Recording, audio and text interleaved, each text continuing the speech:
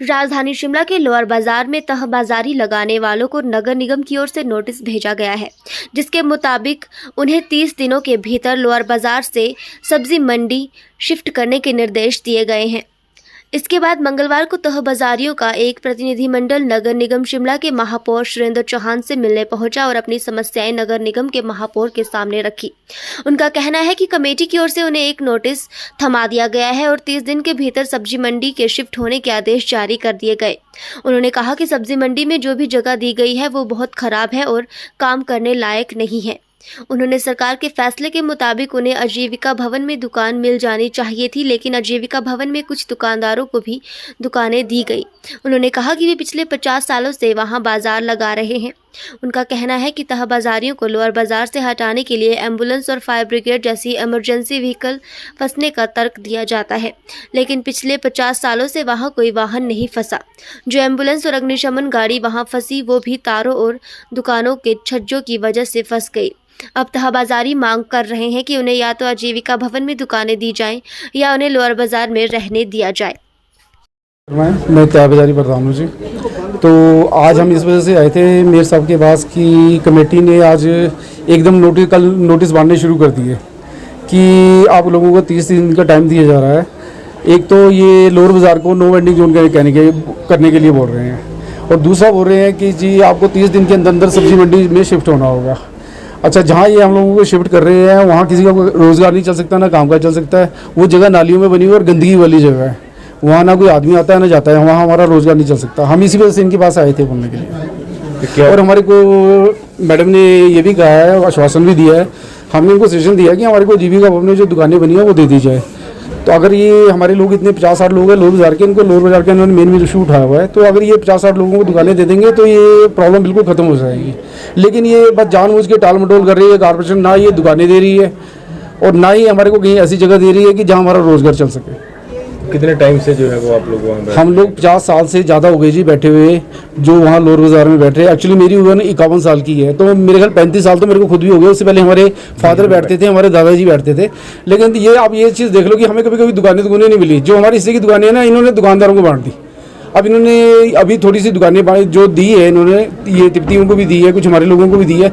इनमें से कुछ लोगों ने दुकानदारों को ही दुकानें दे दी हुई है, जबकि ये इसमें लॉ बना हुआ है कि ये सिर्फ तहबाजारियों के लिए बनी है। क्या इसकी छानबीन तहबाजारी आप प्रधान है करवाएंगे? क्योंकि तहबाजारियों के लिए ही वहाँ पर जीविका भवन में दुकानें बनाई गई थी, इसमें बाहर का कोई भी अलाउ नहीं था, दुकानदार खासकर। तो क्या इसकी जांच करवाई जाएगी? बिल्कुल जांच करवाई जाएगी जी। और हमने लिखित में भी कमिश्नर साहब को इसके बारे में बोला है, लेकिन कमिश्नर साहब ने इसके ऊपर कोई इंक्वायरी नहीं करी, ना ही कोई कार्रवाई करी, क्योंकि इससे पता लगता है कि ये सब इनकी मिली भगत है। मतलब आपका ये कहना है कमिश्नर सर की मिली भगत है ताकि वो? हाँ जी जी, बिल्कुल बिल्कुल बिल्कुल।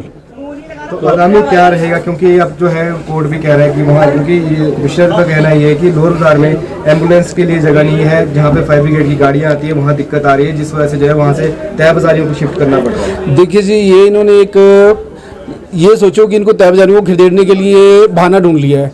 एक्चुअली लोअर बाजार में 30, 35, 40 साल हो गए, आज तक कोई गाड़ी नहीं फंसी थी। लेकिन ये जो एक बार इन्होंने गाड़ी फंसी है, इन्होंने फायर का इशू उठाया है, ये सिर्फ तारों में और दुकानों में छज्जों की वजह से फंसी है, ये कोई तहबाजारियों की वजह से नहीं फंसी है। लेकिन ये जब भी बात करते हैं ये बोलते हैं तहबाजारियों की वजह से फंसी है, इनको और कोई कुछ इशू नहीं मिलता। और जो ये एम्बुलेंस फंसी है ये भी दुकान के छज्जे में फंसी है, लेकिन इन्होंने ये बोल दिया कि ये तहबाजारियों के कारण फंसी है। अगर मांगे आपकी नहीं मानी जाएगी तो आगे देखो जी, अगर हमारी मांगे नहीं मानी जाएगी तो 1000 तहबाजारी है और उनके जो परिवार हैं, कम से कम 4-5 हज़ार लोग हैं, ये सड़कों पे धरना देंगे और रोड जाम करेंगे। तहबाजारी से मेरी 1-2 बार बैठक हुई है।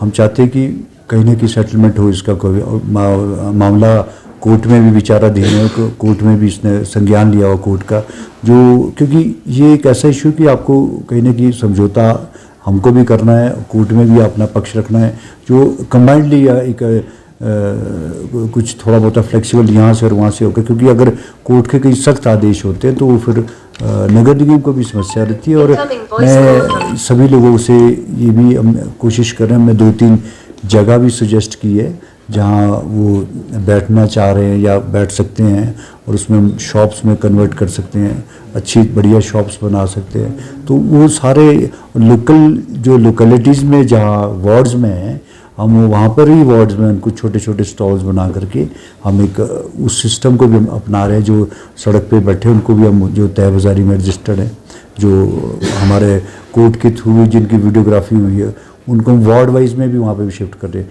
जो लोअर बाज़ार का एक कोर्ट का मैटर भी है और उसका चाहते हैं कि उसका एक समाधान ऐसे निकले कि इनका भी रोज़ी रोटी चले और कोर्ट में भी ऐसी किसी को परेशानी ना हो, क्योंकि सबका रोज़गार भी चलना चाहिए और लोगों को समस्या भी नहीं आनी चाहिए। सारी चीज़ें बैठ के करेंगे सबसे। सर, आजीविका भवन में भी अभी कुछ दुकानें खाली पड़ी है तय बाजारियों के लिए, क्या इनको वहाँ शिफ्ट करने की सोच सकती है? नहीं, उसमें 168 तय बाज़ारीज़ है। उसमें जो मैंने इनसे पूछा था 168 के लोग हैं, तो सबसे पहले शायद उनकी प्रेफरेंस है कि उनको दे रहे हैं, लेकिन उसके बावजूद भी कुछ और वहाँ की कंप्लेंट्स भी मेरे पास आई है, उसको भी देखा जाएगा, क्योंकि हम चाहते हैं कि अब वहाँ पर अगर और स्पेस है तो उनको भी वहाँ एडजस्ट करें।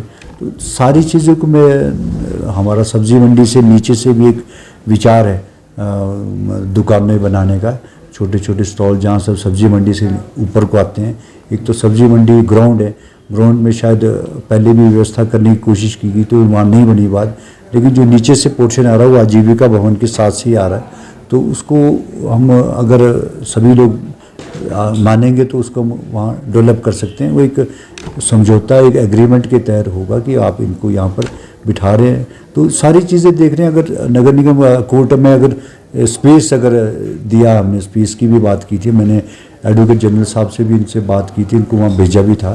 कुछ जो टेक्निकल इश्यूज़ है, अगर कोर्ट से ये हमने अपना पक्ष इसमें भी रखा था कि जो आइडेंटिफाइड स्पेस इनको दे रखा, अगर उसी में ये बैठे तो क्या कोर्ट को ये मान्य होगा या नहीं होगा, वो सारा कोर्ट पे डिपेंड करता है। लेकिन उसमें ये भी हमने ऑप्शन दिए कि जो यहाँ बैठते हैं उनको मार्क्ड, जो अगर आपने आइडेंटिफाई की हुई जगह, तो उसको भी बैठने के लिए हमने मांग की।